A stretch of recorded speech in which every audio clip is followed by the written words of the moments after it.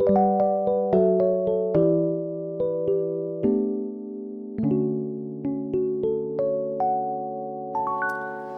오늘도 예배 자리 가운데 나오신 모든 분들에게 우리 하나님의 놀라운 은혜와 평강이 함께 하시기를 주님의 이름으로 간절히 축원합니다. 여러분들은 살면서 언제가 가장 행복하세요? 언제가 가장 기쁘고 너무 즐겁다라는 생각이 드십니까? 사람마다 다 행복과 즐거움은 다르겠죠. 어떤 사람은 건강을 통해서, 어떤 사람은 물질을 통해서, 어떤 사람은 자녀를 통해서 행복을 느끼고 살아가고 있습니다. 분명 사람마다 그 기준은 다 다르겠지요. 그래도 우리가 믿음 생활을 하면서 살아가는 우리이기에 세상 생활과는 조금 다른 기준을 가지고 다른 생각을 가지고 좀 살았으면 좋겠습니다.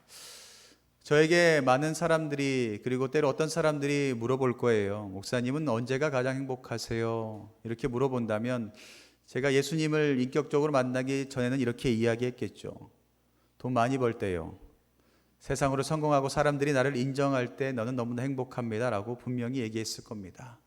그런데 예수님을 믿고 예수님과 늘 함께하는 지금 저에게 누군가 물어본다면 저는 이렇게 대답할 것 같아요. 주님께서 죄인 된 나를 긍휼히 여겨주시고 나를 찾아와 주시고 나의 모든 죄악된 것들을 씻어주시고 또한 거룩의 옷을 입혀주시고 더 나아가 주님께서 내 마음 가운데 늘 함께하여 주시고 동행하여 주셔서 나는 그것으로 너무나 행복합니다 라는 대답을 할 것 같습니다. 여러분들은 과연 어떤 대답을 하실 것 같으세요? 저와 동일한 대답이 여러분들의 대답이 되었으면 좋겠습니다. 죄 가운데 날마다 살아가고 있는 우리들을 우리 주님께서 긍휼히 여겨주시고 찾아와 주셨다라는 것. 조금 있으면 성탄절이잖아요. 그 성탄절이 어떤 의미일까요? 죄악 가운데 살아가고 있는 우리들을 하나님께서 긍휼히 여겨주셔서 찾아와 주신 겁니다. 찾아와 주셔서 우리의 모든 죄악된 것들을 씻어주시고 우리 마음 가운데 늘 함께 하여 주시는 것, 그것이 세상 그 무엇보다도 비교할 수 없는 행복이 아닌가라는 생각을 하게 됩니다. 주님께서 늘 함께 하여 주신다는 그 축복, 이것보다 더한 축복이 어디 있겠습니까? 그런데 사람들의 특징 중에 하나가 무엇인 줄 아세요? 시간이 지나면 잊는다라는 겁니다. 시간이 지나면 익숙해지면 그 너무나 고맙고 감사한 것을 잊게 돼요. 내가 당연하게 여기게 된다라는 거죠. 그래서 예수님께서 나에게 찾아와 주시고 나의 죄를 씻어 주시고 나를 거룩해 하여 주셨다는 것을 알매도 불구하고 너무나 익숙해지고 시간이 지나니 그것을 잊게 됩니다. 우리가 얼마나 귀하고 복된 삶을 살아가고 있는지를 우리는 잊고 살아갈 때가 너무나 많이 있죠. 지금도 성탄절 다가오고 있는데 예수님께서 우리를 위해서 이 땅 가운데 찾아오실 그 대림절 기간임에도 불구하고 우리는 그것을 잊고 살 때가 너무나 많아요. 아무렇지도 않게 또 25일 성탄절이구나. 서로 선물을 나누고 그저 축제를 나누는 기간이구나라는 생각을 하는 사람들도 많이 있고 우리도 그렇게 살아가고 있습니다. 그래서 다시 한번 오늘 이 시간 여러분들과 함께 우리 하나님이 어떤 분이신지, 그리고 우리 하나님을 통하여서 허락하신 예수 그리스도의 그 은혜가 무엇인지를 다시 한번 깨닫고 다시 한번 마음 가운데 품는 시간이 되었으면 좋겠습니다. 여러분들, 우리 하나님은 전능하신 하나님이십니다. 아멘이십니까? 우리 하나님은요, 세상 그 어떤 것과도 비교할 수 없는 전능하신 우리 하나님이신 줄 믿습니다. 더 나아가 우리 하나님은 사랑이십니다. 아멘이세요? 우리 하나님은요, 그 어떤 것보다 우리를 사랑하시는, 그 어떤 것과도 비교할 수 없는 사랑을 우리에게 더하여 주시는 사랑의 하나님이심을 여러분들 믿으시기를 바랍니다. 그 사랑의 하나님이 어디에 거하신다고요? 우리 마음 가운데 거하시겠대요. 우리 마음 가운데 찾아오셔서 늘 우리와 함께 하여 주신다라는 것을 여러분들 꼭 믿으시기를 바랍니다. 그 우리 마음 가운데 함께하여 주시고 늘 함께 동행하여 주셨던 그 하나님이 어떤 분이시냐면 폭풍우를 잠잠케 하시는 분이세요. 귀신 들린 자를 고치시는 분이세요. 더 나아가 안진뱅이를 일으키시는 분이세요. 또한 죽은 자를 살리시는 분이시고 홍해 바다를 갈라 건너게 하시는 분이세요. 그 기적이 지금 이 시간에도 나타나고 있다는 것을 여러분들 기억하시기를 바랍니다. 그렇게 놀라운 권능을 가지고 날마다 함께 하시는 그 주님께서 우리 마음 가운데 함께 하여 주십니다. 할렐루야. 이게 가장 큰 우리의 축복이 아닌가라는 생각을 하게 됩니다. 꼭 기억하세요. 전능하신 그 하나님께서 모든 것들의 주관자 되시고 모든 기적의 현장 가운데 일하시는 그 주님께서 저와 여러분들의 마음 가운데 함께하여 주고 계십니다. 주님께서 여러분들과 늘 함께하여 주셔서 세상이 줄 수 없는 그 평안함과 그 기쁨이, 그 든든함이 늘 함께 계시기를 간절히 바랍니다. 만약 이렇게 주님께서 늘 함께 하신다면 우리는 입술로 이렇게 고백할 수 있을 것 같아요. 1절 말씀에 이렇게 고백하죠. 하나님은 우리의 피난처이십니다. 나의 힘이시고 환난 중에 만난 큰 도움이 되십니다. 라고 우리는 이야기할 수 있게 됩니다. 그런데 어때요? 시간이 지나면 이 고백이 그저 나의 입술에만 나오는 고백이 될 때도 있어요. 아무렇지도 않게 마음에 감동이 없이 그저 입술로 하는 고백이 될 때도 있습니다. 그런데 오늘 시편 46편의 말씀, 이 말씀 가운데 이 1절에 고백을 했던 사람의 마음을 보면 이 고백이 쉽지 않았습니다. 이 고백이요, 이 사람은 쉽게 내뱉은 고백이 아니었어요. 이 고백을 내뱉을 때가 언제였냐면 히스기야 왕이 남유다를 다스리던 때였습니다. 이 당시에 어떤 일이 있었냐면 북쪽에서 내려온 아수르 제국은 북이스라엘을 다 멸망시켰습니다. 다 멸망시키고요. 그 기세를 몰아서 이제 남쪽으로 내려와서 남유다를 치려고 정복하려고 준비하고 있었어요. 그래서 남유다의 수도였던 예루살렘을 포위하고 있는 상태였습니다. 아수르 제국이 남유다의 예루살렘을 이렇게 포위하고 진치고 있는 상황이었어요. 그 예루살렘을 제외하고 나머지 모든 성들이 이 아수르 제국에 넘어간 상황이었어요. 어떻게 보면 이제 시간 문제였죠. 그 거대한 아수르 제국이 이제 예루살렘을 점령하는 것은 시간 문제였습니다. 아수르 제국의 랍사게 장군이 18만 5천 명의 병사를 이끌고 예루살렘을 포위했어요. 아무도 그곳에 들어갈 수가 없었고 아무도 그곳에서 나올 수 없는 상황에 놓이게 되었습니다. 아마 사람들은 생각했을 거예요. 이제 시간이 지나면 예루살렘이 손을 들고 이스라엘 백성들이 나와서 항복하겠지. 이렇게 많은 사람들이 포위하고 있는데 어떻게 이길 수 있을까? 이들은 분명 질 거야 라고 생각을 했을 겁니다. 왜 이 아수르 제국이 쳐들어가지 않고 포위를 했냐면 이 예루살렘 이 성이 침략하기가 너무나 어려운 곳에 위치하고 있었거든요. 무턱대고 그곳에 침략하게 되면 자신들도 수많은 병사를 잃게 되고 그 침략하는 것이 쉽지 않음을 이 랍사게 장군은 알고 있었습니다. 그래서 그것을 포위하고 가만히 있으면 그곳에 들어가는 물적 모든 것들을 다 끊고 가만히 있으면 그들이 포기하고 두 손 두 발 들고 나오겠지라는 생각으로 그곳을 포위하고 있었던 것이었습니다. 예루살렘 그 성은 군대의 힘만으로는 점령하기가 너무나 어려운 그 높은 곳에 위치한 아주 좋은 요새 같은 곳이었어요. 그런데 또한 단점이 무엇이었냐면 그곳에는 식수를 얻을 수 있는 하천이나 강이 없었다라는 겁니다. 그 예루살렘 성 안에는 식수를 공급할 곳이 아무것도 없었어요. 외적으로부터 방어하기는 너무나 좋은데 그곳에 고립되면 버티기가 너무나 힘든 곳이었어요. 그래서 그들은 이곳에서 그 식수를 얻기 위해서 어떤 행동을 했냐면 저 멀리 기온샘에 와서 식수를 기르고 돌아가는 일들을 계속해서 반복했습니다. 그렇다면 이스라엘 백성들이 식수를 얻으려면 어떻게 해야 돼요? 예루살렘을 진치고 있는 아수르 군대를 물리치고 피해서 저 기온샘까지 가야 되는 것이었습니다. 절망적인 상황이죠. 너무나 힘들고 어려운 상황, 말도 안 되는 상황에 놓인 것입니다. 근데 여러분들 이 부분을 제가 예전에 설교했던 것 기억하세요? 기억하시죠? 기억하신 줄 믿습니다. 이 히스기야 왕이 이 전쟁을 대비해서 했던 일이 있어요.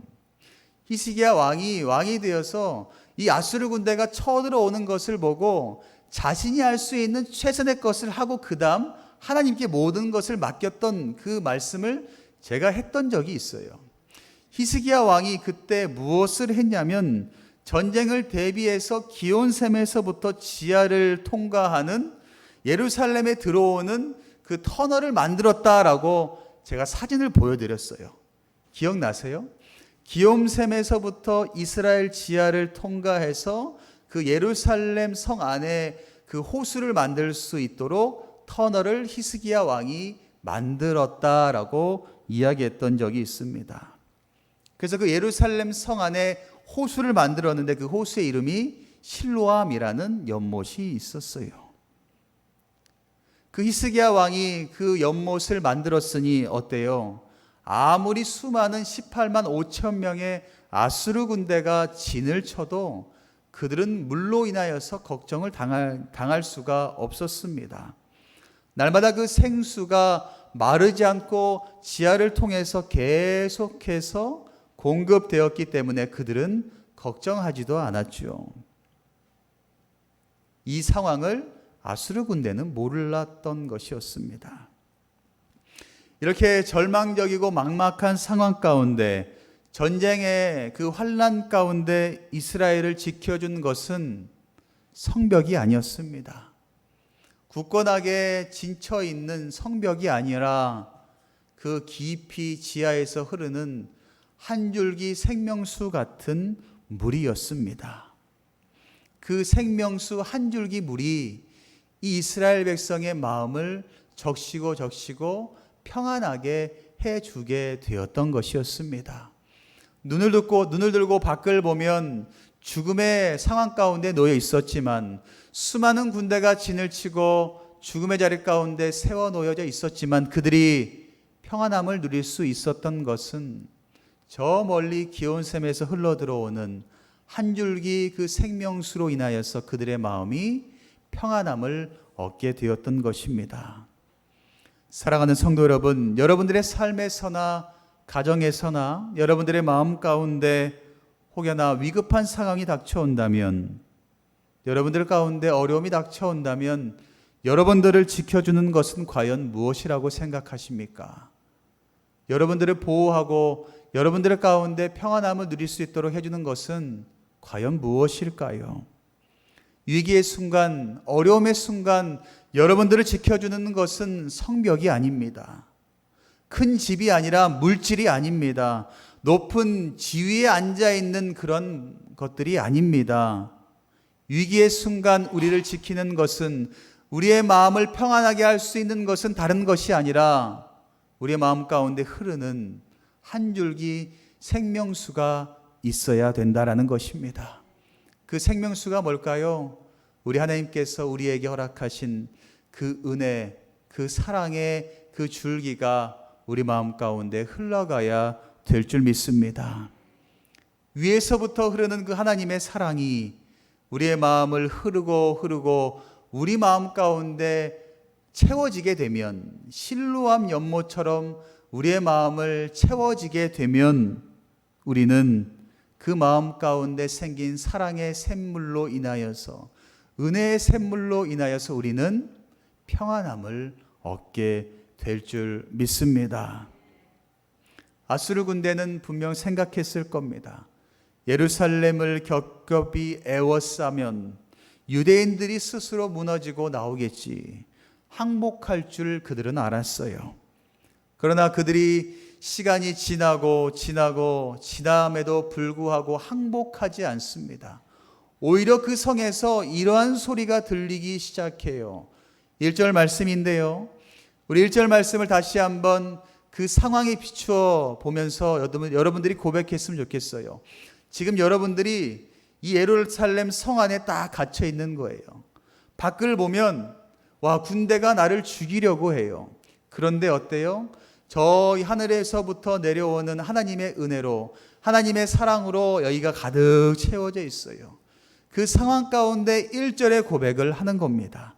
우리 1절의 고백을 한 목소리로 함께 고백할까요? 하나님은 우리의 피난처시요 힘이시니 환난 중에 만날 큰 도움이시라. 아멘. 이렇게 위험한 상황 가운데, 절망적인 상황 가운데 이스라엘이 고백할 수 있었던 것, 피난처가 되어주시고 생명을 공급해 주시는 그 하나님의 품 가운데 날마다 자신들이 거하고 있다라는 것을 깨달았기 때문입니다. 그렇다면 과연 우리들도 이러한 고백을 늘 하고 있지만, 여호와는 나의 목자가 되시고 나의 피난처가 되시고 나의 힘이 되시고 도움이 되십니다 라는 고백을 나도 모르게 매일매일 하고는 있지만, 이 고백이 과연 진짜 나의 고백인지 아닌지는 여러분들 확인할 수 있는 방법이 없어요. 그러나 그 상황 가운데 놓여 있게 된다면, 여러분들의 삶 가운데 어려움이 찾아와서 그 상황 가운데 놓이게 된다면 여러분들은 알 수 있게 됩니다. 나의 그 고백이 진짜인지 아닌지를 확인할 수 있어요. 2절과 3절 말씀에 이야기합니다. 그러므로 땅이 변하든지 산이 흔들려 바다 가운데 빠지든지, 3절 말씀에 바닷물이 솟아나고 뛰놀든지 그것이 넘침으로 산이 흔들릴지라도 우리는 두려워하지 아니하리로다 라고 말하고 있어요. 우리가 이런 상황 가운데 놓이면 과연 나의 입술의 고백이 진짜인지를 확인할 수가 있어요.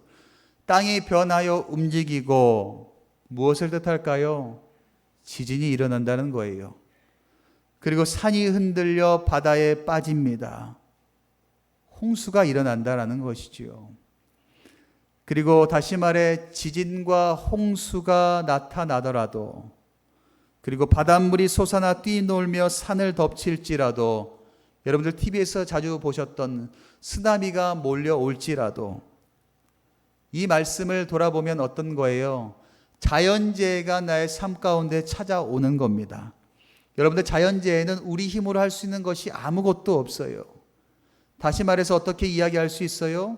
내 삶 가운데 내 힘과 능력으로 할 수 없는 어떤 것도 해결할 수 없는 것이 몰려올지라도, 내 힘으로 해결할 수 있는 것, 내 힘으로 감당할 수 없는 그 재난이 찾아올지라도 라고 우리는 이야기할 수 있습니다. 그렇게 찾아올지라도 오늘 말씀의 저자는 뭐라고 고백하고 있어요? 우리는 두려워하지 아니하리라 라고 말씀하고 있습니다.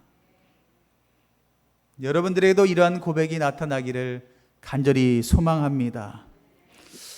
저도 어린 시절을 한번 이렇게 말씀을 준비하면서 돌아보았어요. 돌아보니까 좋을 때도 있었고 슬플 때도 있더라고요. 그런데 이거 웬걸 슬플 때가 더 많았던 것 같아요.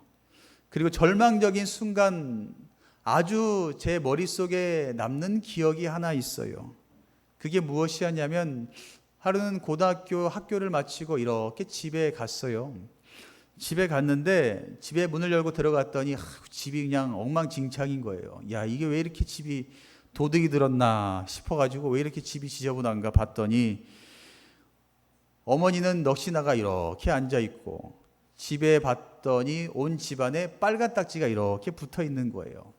그래서 이 빨간 딱지가 뭔가 이렇게 봤죠. 이렇게 봤더니 이것을 뭐 손대면 안 된다, 이것은 뭐 국가의 거다, 뭐 이것을 뭐 돈을 갚지 않으면 뭐 할 수 없다. 뭐 이런 게 붙어 있는 거예요. 그래서 야, 우리 집이 TV에서 보던 재벌집인가 보다라는 생각을 했죠. 전혀 아니었거든요. 그런데 빨간 딱지가 이렇게 붙어 있는 거예요.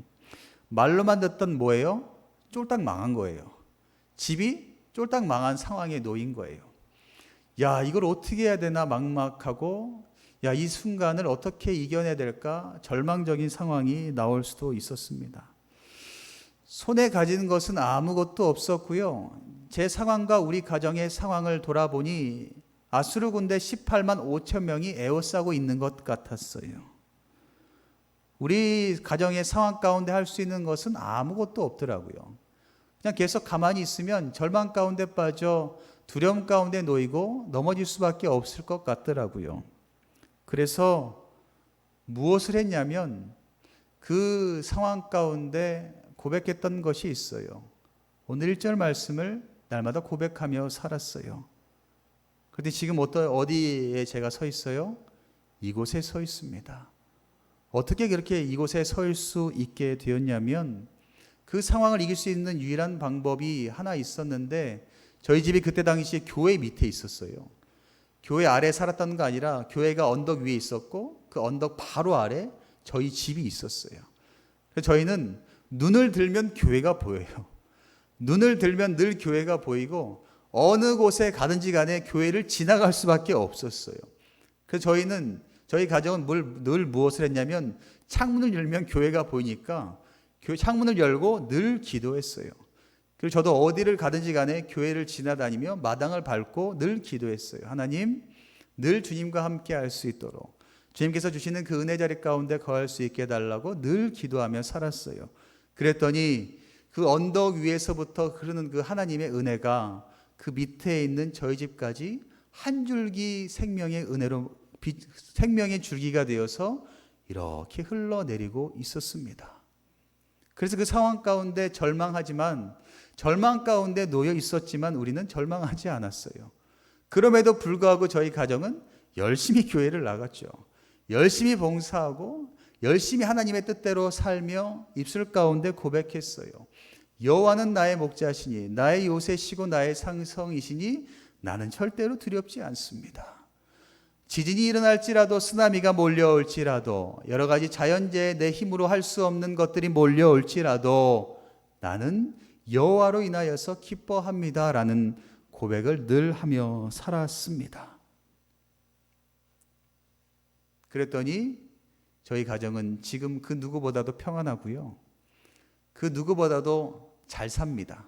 물질의 풍요함 뭐 그런 것도 있지만 모든 것들이 다 끊어지고 해결되고 지금 그 누구보다도 잘 살고 있습니다. 사랑하는 모든 성도 여러분, 우리가 살아가는 그 동안 순탄하면 얼마나 좋겠습니까? 내가 바라고 원하는 대로 다 되면 얼마나 좋겠어요. 그런데 그렇게 되지 않는 게 인생이죠. 세상은 내버려 두지 않아요. 어떻게 하면 넘어뜨릴까? 어떻게 하면 절망에 빠뜨릴까? 어떻게 하면 두 손 두 발 다 들고 항복하고 포기하고 나올까? 세상은 계속해서 바라보고 있습니다. 언제 우리의 삶 가운데 18만 5천 명의 아수르 군대가 에워쌀지도 모릅니다. 그 상황 가운데 우리에게 필요한 것은 다른 것이 아니라 위에서부터 흐르는 한 줄기 생명수가 필요합니다. 그리고 그 생명수를 먹었다면 이러한 고백이 필요하겠죠. 주님은 나와 늘 함께 하신다는 그 고백. 종교개혁자 마틴 루터는 한 가지 버릇이 있었다라고 이야기해요. 바로 자신의 삶 가운데 18만 5천 명이 에워싸고 지진이 일어나고 홍수가 일어나고 쓰나미가 몰려온다라는 그 상황이 닥치면 시편 46편을 늘 입술 가운데 고백했다라고 이야기합니다. 늘 46편을 자신의 마음 가운데 품고 늘 고백했대요. 오늘 말씀 1절부터 3절의 말씀을 계속해서 마틴 루터는 고백을 했습니다. 저는 오늘 저와 여러분들의 그 고백이 날마다 삶 가운데 나타나는 고백이 되었으면 좋겠어요. 이러한 고백을 함께 했으면 좋겠는데요. 우리 함께 고백해 볼까요? 하나님은 우리의 피난처시요 힘이십니다. 다시 할까요? 여러분들, 하나님이 정말 여러분들의 피난처가 안 되시는 것 같아요. 힘이 하나도 없으세요. 다시 해볼까요? 시작. 하나님은 우리의 피난처시요 힘이십니다. 환난 중에 만난 큰 도움이십니다. 우리는 두려워하지 않겠습니다. 아멘. 할렐루야. 우리 주님께서는요, 우리의 피난처시고 힘이시고 큰 도움이 되십니다. 그러니 두려워하지 마세요. 여러분들 18만 5천 명이 애워싸도 결론은 뭐예요? 이스라엘 백성이 이겼어요. 이스라엘 백성을 이길 수 있도록 하나님께서 도와주셨어요. 그러니 여러분들 두려워하지 마세요. 여러분들의 힘으로 해결하지 못할 것들이 찾아온다 할지라도 두려워하지 마세요. 하나님께서 여러분들을 손잡아 주시고 반드시 승리할 수 있도록 인도하여 주실 줄 믿습니다. 그러니 우리가 해야 될 것이 무엇일까요? 어떤 상황 속에서도 하나님이 하나님 되심을 인정하고 하나님 되심을 믿고 순종함으로 날마다 살아가기만 하면 됩니다. 그러면 하나님께서 여러분들을 승리의 자리 가운데 세워주실 줄 믿습니다. 오늘도 그 믿음을 가지고 하늘에서부터 흐르는 한 줄기 그 생명의 물줄기를 꼭 붙잡으시기를 바랍니다. 여러분들의 마음 가운데 그 물줄기를 통하여서 풍성하게 채워주시는 그 은혜를 누리시며 날마다 승리하며 살아가시는 저와 여러분들 되시기를 주님의 이름으로 간절히 축원합니다.